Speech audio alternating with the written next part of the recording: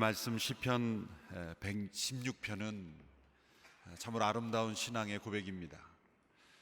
시편 가운데 가장 아름다운 시들은 모두가 다 큰 환난 가운데서 지어진 시들입니다. 하나님께서는 때로 하나님의 백성들을 큰 환난 가운데 처하도록 그 보호의 장막을 때로 거두실 때가 있습니다. 성도들은 하나님께 환난에서 벗어나게 해달라고 기도하는 것은 당연한 일입니다.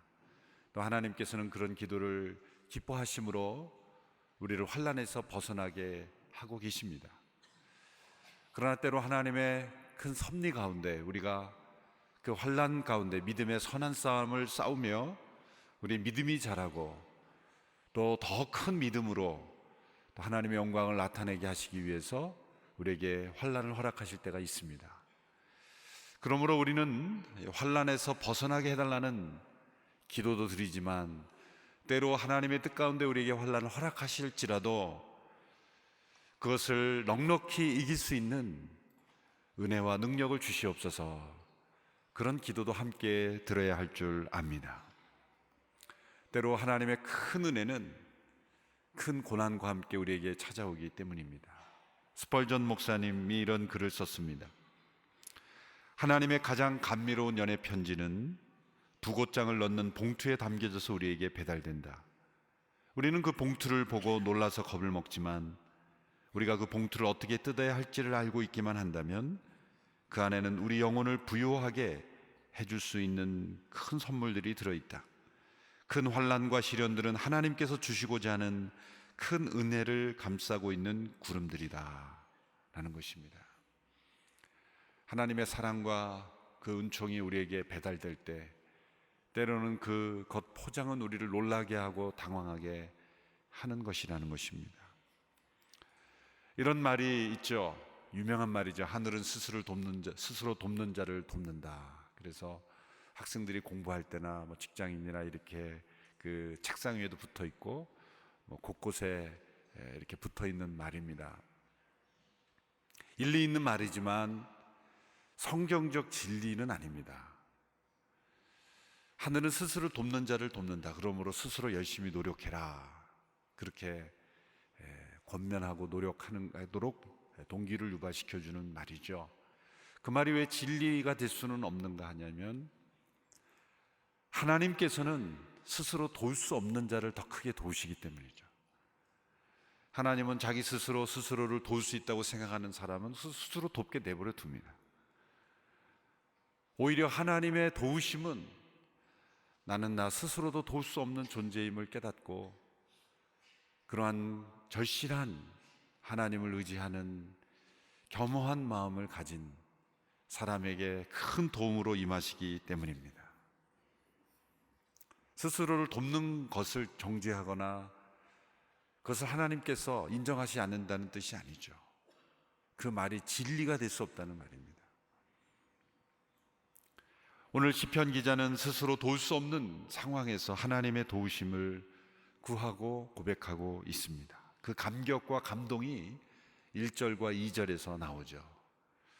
그래서 시편을 공통적으로 보면 1, 2절만 이렇게 떼어내도 전체를 볼 수 있는 그런 고백이 됩니다. 선언적인 고백, 전체를 요약하는 고백.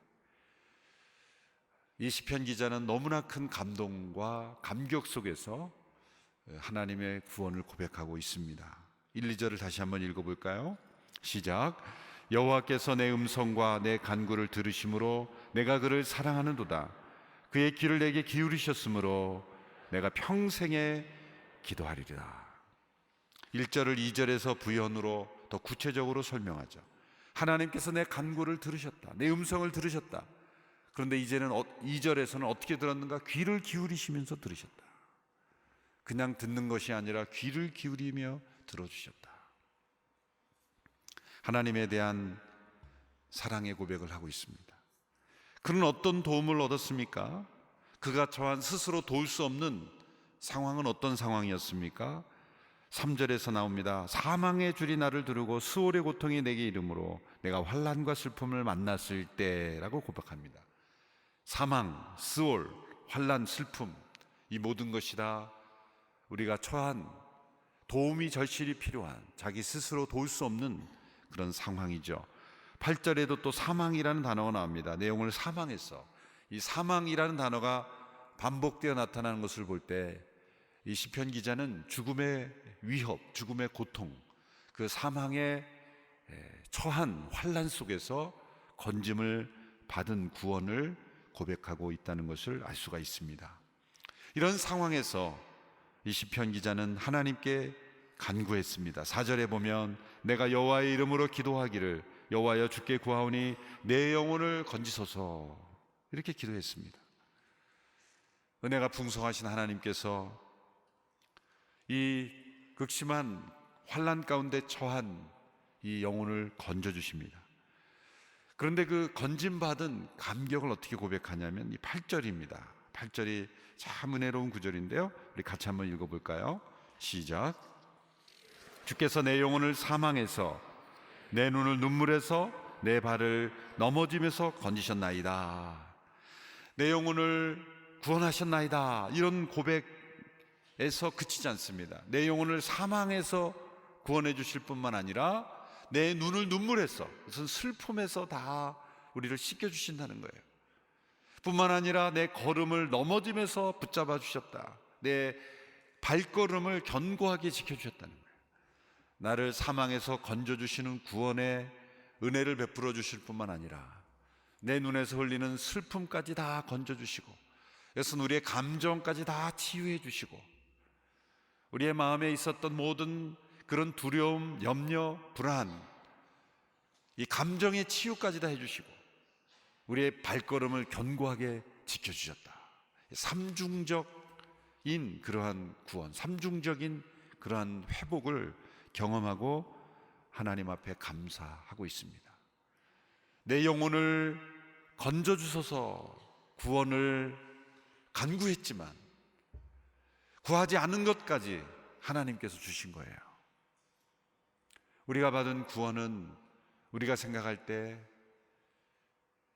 우리가 멸망에서 건짐을 받은, 간신히 건짐받은 뿐만 아니라 우리의 매일매일 일생 동안 기쁘고 감사하고 즐겁고 행복하고 능력 있게 살아갈 수 있는 은혜를 주신 거죠.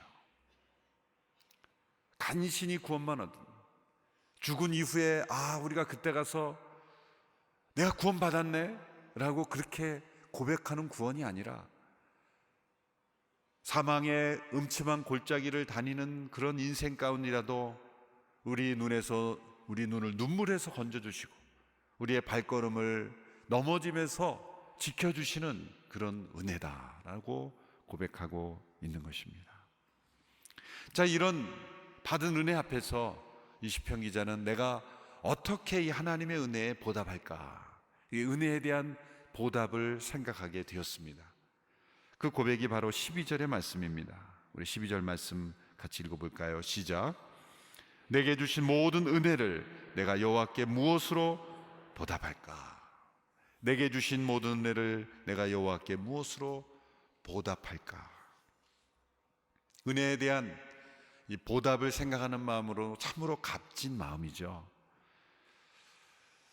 은혜를 모르고 은혜를 기억하지 못하고 은혜에 대한 보답을 전혀 생각하지 않는 사람은 참으로 값싼 인생을 사는 사람입니다. 내가 받은 은혜를 어떻게 보답할까? 이 시편 기자는 그 사망에서 건짐을 받고 그 구원의 은혜에 대한 보답의 마음을 생각하고 있습니다. 여러분, 은혜에 대한 합당한 보답은 무엇일까요? 은혜를 어떻게 보답할 수 있을까요? 가장 첫 번째 중요한 은혜에 대한 보답은 은혜를 잘 받는 것입니다. 은혜를 무엇으로 되돌려 주는 것, 그것을 잘못하게 되면 은혜를 은혜되지 못하게 하는 거예요. 은혜와 가장 가까운 단어는 선물입니다. 선물이란 주는 사람이 기뻐서 주는 거예요. 은혜란 그저 대가를 바라지 않고 주는 선물이죠.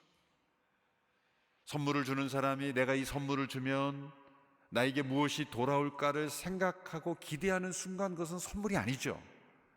그건 뇌물이죠. 선물과 뇌물의 차이를 분명히 아셔야 됩니다. 선물은 선뜻 주는 게 선물이고 뇌물은 뇌를 굴리면서 주는 게 뇌물이에요. 영어로는 절대 번역할 수 없는 그런 한국인의만의 정의죠. 선물이란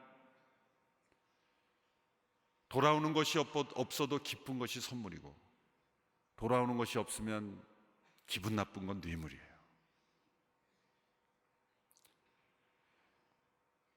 영국의 어느 기업윤리연구소에서 선물과 뇌물의 차이를 그렇게 재미있게 분석하는데, 테이블 위에서 받는 건 선물이고 밑에서 받는 건 뇌물이다. 현재 위치가 없어도 받는 것은 선물이고 현재 위치가 없어지면 안 오는 것은 뇌물이다. 받고 나서 잠을 잘 자는 건 선물이고 잠이 안 오는 것은 뇌물이다. 이런 거죠. 은혜는 대가를 바라지 않고 주시는 선물이기 때문에 그것을 내가 어떻게 상당하게 갚을 것인가 생각하는 순간 그것을 은혜가 은혜되지 못하게 하는 거예요. 그러면 그런 은혜를 어떻게 갚을 것인가? 이런 마음 자체가 또 나쁜 것인가? 그것은 아니죠. 그렇다면 그 하나님의 은혜에 대해서 어떻게 우리가 보답할 것인가? 그것은 값진 마음인데, 그 하나님의 은혜를 우리가 갚을 수 있다고 생각하는 순간, 갚았다고 생각하는 순간, 갚겠다고 노력하는 그 자체가 은혜를 은혜되지 못하게 한다는 거예요. 그러므로 은혜에 대한 보답의 첫 번째는 하나님의 은혜를 잘 받는 겁니다. 하나님의 은혜를 은혜되게 하는 거예요. 하나님의 은혜를 은혜되게 했다는 게 뭡니까? 이런 거죠. 지금 이 시편 기자가 건짐을 받은 구원을 고백하고 있잖아요. 물에 빠져서 죽어가고 있는 영혼을 구조선이 와서 건져줬어요. 얼마나 감사합니까? 은혜를 입은 거죠. 그런데 잠깐 지나니까 그 배를 타고 가는 사람이 마치 자기가 백사스를 내고 유람선에 탄 것처럼 행사하고 다니는 거예요. 그거는 은혜 받은 자의 태도가 아니죠. 건짐을 받은 자의 마음을 가지게 되는 거예요. 여러분, 우리의 신앙생활 하면서 때로 교회에 출석하면서 나 자신이 좀 더 업그레이드 되는 사람이 되기 위해서, 더 나은 사람이 되기 위해서 신앙생활 하는 것처럼 그렇게 보인다면 그것은 건짐받은 자가 아니죠. 우리는 다 구조선에 탄 겁니다. 지금 다 물에 빠져 죽고 가고 있을 때 건짐을 받은 고백이 있어야 돼요. 그런 마음, 은혜를 은혜되게 하는 그런 은혜를 잘 받는 마음이 가장 중요한 거예요. 우리가 아무리 많은 것으로 봉사하고 드려도 그것은 절대 우리가 하나님을 도와드린 게 아닙니다. 사도행전 17장 25절에 보면 하나님을 이렇게 설명합니다. 자막이 준비되었으면 한번 읽어볼까요? 시작. 또 무엇이 부족한 것처럼 사람의 손으로 섬김을 받으시는 것이 아니니 이는 만민에게 만물을 친히 주시는 이심이다. 하나님은 여전히 우리에게 주시는 분이 되어야 합니다. 우리가 하나님의 은혜에 대하여 어떻게 보답할까 하면서 하나님을 받는 분으로 바꾸어서는 안 된다는 거죠. 우리가 아무리 많은 섬김, 귀한 헌신으로 하나님 앞에 드린다 할지라도 우리 마음속에 은혜에 대한 보답으로 한다고 하면서 하나님을 받는 자로 만들어 버리는 순간 우리는 은혜를 망가뜨리는 겁니다. 우리가 많은 것으로 헌신해도 하나님이 여전히 우리에게 주시는 분이요, 역대상 29장에 이 다윗의 고백처럼 하나님께서 주의 손에서 우리의 주신 것으로 우리가 드렸을 뿐입니다. 돌려드렸을 뿐입니다. 다 아버지의 것이며 아버지께서 은혜로 주신 것을 은혜로 주신 줄 알고 드린 것뿐입니다. 우리가 드리는 헌신, 우리가 드리는 헌금, 우리가 드리는 봉사, 그 어떤 것도 하나님의 은혜를 우리가 갚는 것이 될 수는 없는 거예요. 하나님의 은혜로 주신 선물에 대한 우리의 인정과 감사의 표현일 뿐이다. 시편 50편에 보면 하나님께서 화가 나셔서 이스라엘 백성들에게 이 말씀하시는 내용을 시편 기자가 영감을 통해서 기록한 시편이 있죠. 그 내용을 보면 내가 너희의 제사로 인하여 너희를 책망하지 않겠다. 수없이 많은 제사를 너희가 드렸다. 그런데 내가 수소에 내가 피를 마시겠느냐? 그 제사의 음식을 내가 먹겠느냐? 내가 심지어 굶주릴지언정 너희에게 요구하지 않는다. 나는 질렸다. 나는 너희의 수없이 많은 재물에 원치 않는다. 감사로 제사를 드려라. 감사로 제사를 드려라. 하나님의 은혜에 대한 보답은 우리가 이 세상에 속한 그 무엇으로 하나님께 드리는 거로 내가 하나님의 은혜를 갚았다라는 생각조차 그건 잘못된 출발이죠. 하나님의 은혜는 우리가 잘 받는 것, 하나님의 은혜를 은혜 되게 하는 것, 그것이 은혜에 대한 첫 번째 보답인 것입니다. 그러한 마음을 시편 기자는 뭐라고 고백합니까? 하나님께서 내 기도를 들으시고 나를 구원하시고 귀를 기울이시고 나를 건지셨으므로 내가 사랑하고 기도하리이다. 여러분, 하나님께서 베풀으신 은혜에 대한 우리에게 기대하는 그 보답이 있다면 사랑인 거예요. 여러분, 자녀에게 모든 것을 쏟아부은 부모가 자녀에게 기대하는 건 뭘까요? 자녀가 많은 것으로 돌려받을 것을 기대하고 자녀에게 투자한 것일까요? 합당한 부모의 마음이 아니죠. 내가 평생 너를 이렇게 투자하고 키웠으니 이제 너는 나에게 이렇게 되돌려야 된다. 그것은 부모의 은혜가 아니죠. 진정한 부모의 은혜는 자녀가 나에게 아무것도 되돌리지 않아도 괜찮아요. 단 사랑의 마음, 그 사랑의 고백, 감사의 고백, 그거 하나만으로도 평생 자녀에게 베푼 은혜에 대한 그 자체가 보답이 되는 거예요. 하나님께서 우리를 건져주셨으므로 내가 주님을 사랑하리이다. 이런 결단과 이런 각오, 이런 결심이 하나님을 기쁘시게 하는 거예요. 더욱 주님을 사랑하는 것, 사랑의 고백. 그 사랑의 가장 나타나는 표현이 뭘까요? 우리가 하나님을 사랑할 때 그 사랑의 표현은 우리가 하나님 앞에 무엇인가를 드리는 사랑의 표현일 수 있어요. 그런데 그것이 사랑의 표현이 아닐 때, 나의 공로와 나의 의와 나의 어떤 것을 자랑하는 것이 될 때는 하나님이 받으시는 것이 아니죠. 철저하게 그것은 사랑이어야 합니다. 사랑. 그 사랑의 첫 번째 표현은 사실 기도입니다. 사랑하는 사람과는 함께 대화하고 싶고 같이 있고 싶고 늘 교제하고 싶은 거죠. 하나님과의 교제의 표현이 기도가 아니겠습니까? 우리는 기도를 늘 무엇 필요한 것을 구하는 것만으로 생각하기 쉽습니다만은 참된 기도의 영역에 들어가면 기도는 하나님과의 사랑의 교제예요. 사랑의 나눔이죠. 사랑의 고백이요, 사랑의 동행인 것입니다. 하나님께서 내 기도를 들어 나를 구원하셨으므로 내가 주님을 사랑합니다. 하나님의 은혜에 대한 우리의 보답은 사랑입니다. 사랑. 그리고 더 깊은 교제로 나아가는 거예요. 이것을 하나님께서 원하시는 거예요. 하나님은 무엇인가를 부족함을 느껴서 우리에게 무엇인가를 요구하시는 분이 절대로 아닙니다. 여러분, 우리가 드리는 헌금, 우리가 드리는 봉사, 그 무엇으로 하나님의 은혜를 갚았다라고 생각하는 순간 그것은 우리는 잘못된 종교 생활에 빠지는 거예요. 이 세상의 모든 종교의 원리는 give and take입니다. 신을 기쁘게 하고 내가 신에게 무엇인가를 바치면 신이 나에게 상당한 보응을 주는 것, give and take죠. 우리의 신앙생활은 보험 드는 게 아닙니다. 우리가 보험금을 납입하면 나중에 어떤 문제가 생겼을 때 그 보험금을 되돌려받고 보상을 받는 식의 신앙생활이 아닙니다. 우리가 이 세상의 모든 것을 다, 만물을 다 드린다 할지 그건 하나님의 것이에요. 모든 세상은 이미 아버지의 것이요, 우리 자신조차도 아버지의 것이에요. 우리에게 속한 무엇을 드림으로 갚을 수 있단 말이에요? 아니죠. 우리 기대하시는 것은 사랑입니다. 거기서부터 출발해야 돼요. 그리고 기도하는 것이에요. 더 하나님과 그 사랑의 깊은 교제로 나아가는 것입니다. 그리고 또 이 시편 기자는 이렇게 결단하며 고백합니다. 9절의 말씀 우리 같이 읽겠습니다. 9절 말씀 시작.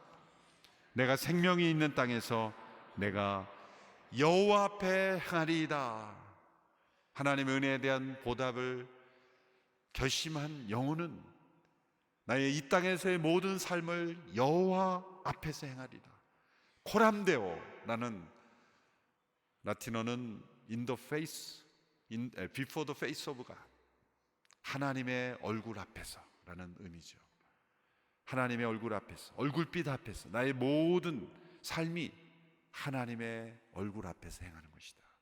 보이지 아니하시는 하나님이시지만 그 나의 삶을 눈동자, 불꽃 같은 눈동자로 나를 지켜보시는 그 하나님 앞에서 내가 행하리이다. 사랑하는 사람은 늘 그 동행하기를 원하죠. 우리가 하나님 앞에 거할 때 이 비슷한 표현들이 있어요. 하나님 앞에, 하나님과 함께 행한다. 이거 하나님과 교제와 친교를 의미하죠. 또 하나님을 따라, 그리고 순종하는 표현이죠. 그런데 하나님 앞에서, 이것은 늘 나의 삶을 하나님의 눈, 하나님의 시선 앞에서 살아간다는 고백입니다. 정교도들이 가장 좋아했던 고백이 코람데오죠. 그들은 늘 유일하신 청중 앞에서 늘 살아간다. 그런 고백을 좋아했습니다. 이 세상 사람들의 시선을 의식하는 것도 중요하죠. 사람들의 시선을 의식하는 것도 우리의 삶을 때로는 붙잡아 줄 때가 있어요. 그런데 진정한 인격, 진정한 신앙은 아무도 보지 않을 때의 우리의 모습이죠. 아무도 보지 않을 때의 우리의 모습. 주위를 둘러보기보다 보이지 아니하시는 하나님의 시선 앞에서 우리가 살아갈 때, 아무도 보지 않았다고 생각했지만 그러나 하나님은 보고 계시는 거죠. 나의 하루의 모든 삶을, 이 땅에서 삶을 나도 모르게 누군가 카메라에 담아서 많은 사람들 앞에 보여준다고 생각해 보세요. 여러분, 이 땅에서 모든 사람은 다 보지 않을지라도 하나님께서는 천국의 CCTV로 다 보고 계십니다. 하나님은 다 보고 계시죠. 그 하나님의 시선 앞에서 내가 행하리다. 예수님께서 마태복음 6장의 산상수훈에서 이런 말씀을 주셨죠. 너는 가난한 사람을 구제할 때에 오른손이 하는 일을 왼손이 모르게 하라. 사람 앞에 보이려고 하지 마라. 너의 착한 행실을 아무도 모르게 하라. 왜냐하면 하나님은 은밀히 보이고 계시기 때문이다. 우리를 망가뜨리는 것은 악행만이 아닙니다. 우리의 영혼을 망가뜨리는 것은 때로 선행도 우리의 영혼을 망가뜨릴 수 있다는 거죠. 우리는 나쁜 일을 행함으로써만 나쁜 인생이 되는 게 아니라 심지어 선행을 하면서도 나빠질 수 있다는 거예요. 어떻게 나빠집니까? 선을 행하면서도 사람 앞에서 행하면서 우리는 점점 하나님의 시선을 의식하지 않고 사람을 의식하며 행하는 자가 되므로 그 선이 되지 못하게 한다. 그러므로 아무도 모르게 하며 심지어는 자신도 모르게 하라. 오른손이 하는 일을 왼손이 모르게 하라는 말은 무슨 말입니까? 자기 자신도 모르게 하라. 자기 자신도 인식하지 못하게 하라. 내가 무엇을 했는지도 잊어버릴 정도로 그렇게 자신을 의식하지 말고 하나님의 눈앞에서만 하라. 우리는 자기가 한 일은 너무나 잘 기억을 해요. 받은 은혜는 기억하지 못하고 자기가 준 은혜는 너무나 잘 기억해요. 자기가 행한 은혜는 잊어버려라. 오른손이 한 일을 왼손이 모르게 하라. 의식하지 마라. 오직 하나님, 은밀히 보시는 하나님만 의식하고 행하라. 그럼으로써 우리는 하나님의 은혜를 은혜되게 할 수 있다는 거죠. 그 은혜를 참되게 보답할 수 있다는 거죠. 내 평생의 여호와 앞에서 행하리이다. 유일하신 청중이신 그 하나님, 나를 지켜보시고 나를 감찰하시는 하나님, 내가 바다 끝에 가서 거할지라도 저 높은 창공에 오를지라도 거기 계시는 그 하나님, 피할 수 없는 그 하나님의 시선 앞에서 내가 행하리이다. 이런 결심의 고백으로 하나님 앞에 나가는 것, 이것이 은혜에 대한 보답이라는 거예요. 내가 무엇인가를 해서 하나님께 보답한다는 생각이 아니라 너가 무엇을 하든 어떤 삶을 살든 여호와 앞에서 행하라. 그거 하나로 하나님은 기뻐하신다는 거죠. 세 번째는 그가 13절에 이런 고백을 합니다. 13절의 말씀을 같이 읽어보겠습니다. 시작. 내가 구원의 잔을 들고 여호와의 이름을 부르며. 사랑은 사랑하는 이의 이름을 늘 부르기를 원합니다. 내게 주신 이 구원의 잔, 이 잔이라는 표현을 쓴 것은 구약의 전제라는 이 제사의 방법이 있는데 특정 양의 포도주를 여호와 앞에 부어 드리는 제사, 영어로 drink offering이라는 표현을 씁니다. 특별히 감사할 때 그 잔을 들고 그 축복과 그 구원의 잔을 들고 하나님의 이름을 부르는 것 자체가 한 제사의 형태죠. 구원의 잔을 들고 여호와의 이름을 부르는 것입니다. 여러분, 우리가 이 세상 속에서 받고자 하는 잔들이 있습니다. 추구하는 잔이 있습니다. 어떤 세상의 영광의 잔이 있습니다. 성공의 잔이 있습니다. 내가 추구하는 야망의 잔이 있습니다. 때로는 쾌락의 잔이 있습니다.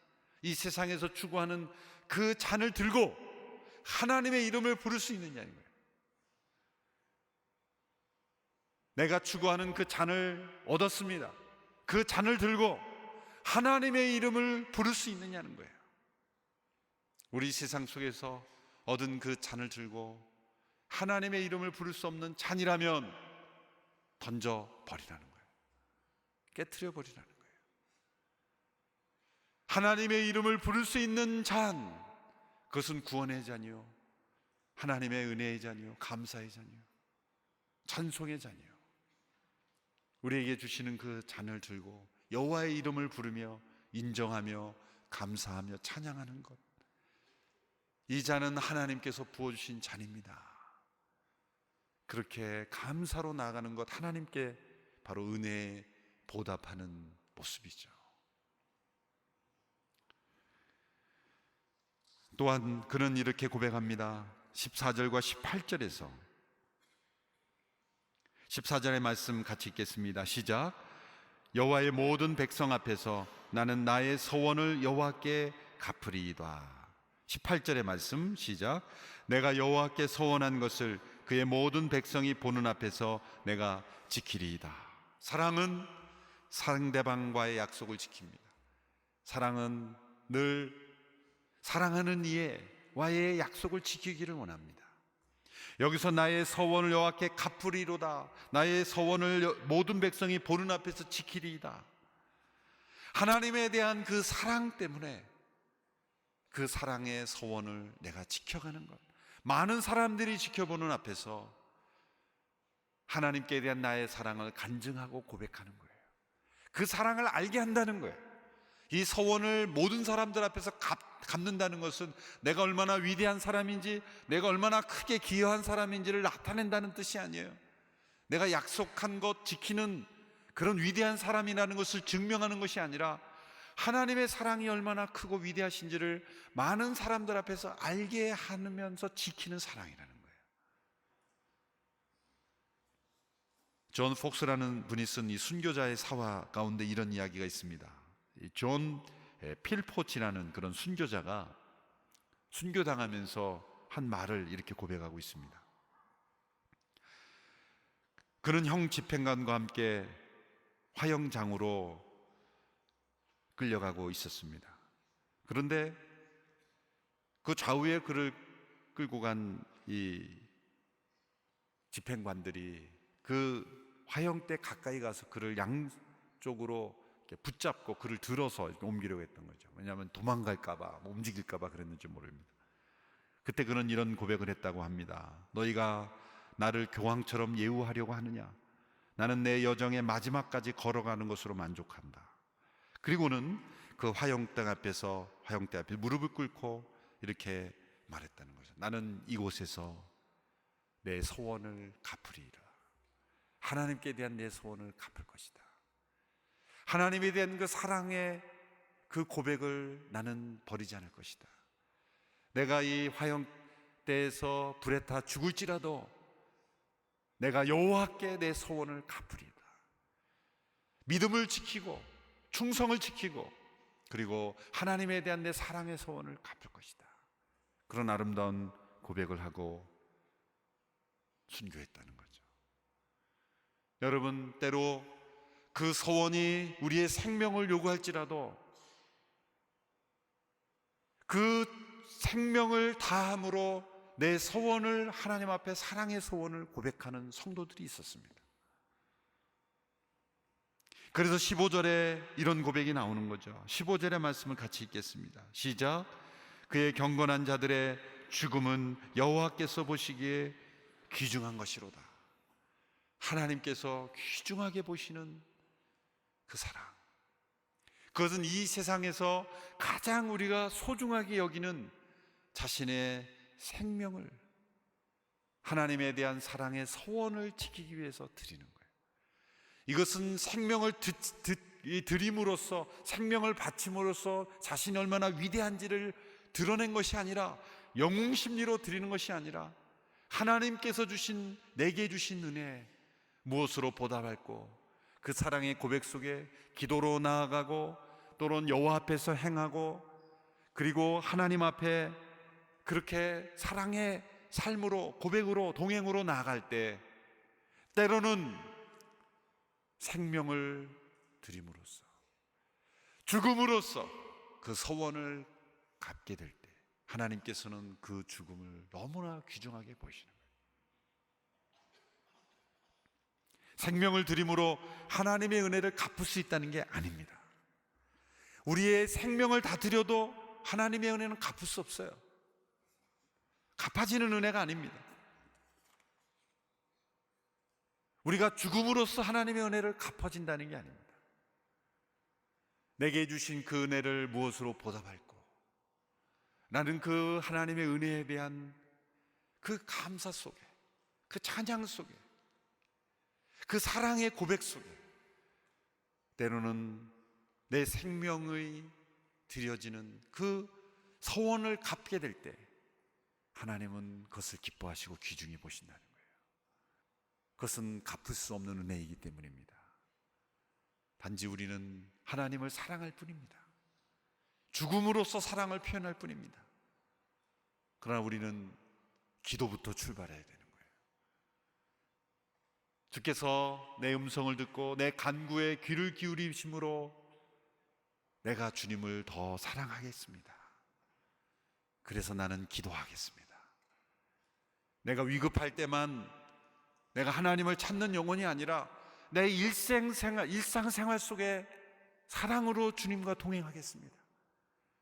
내가 위급할 때만 여호와 앞에 나가 간구하는 인생이 아니라 나의 매일매일의 삶을 여호와 앞에서 행하겠습니다.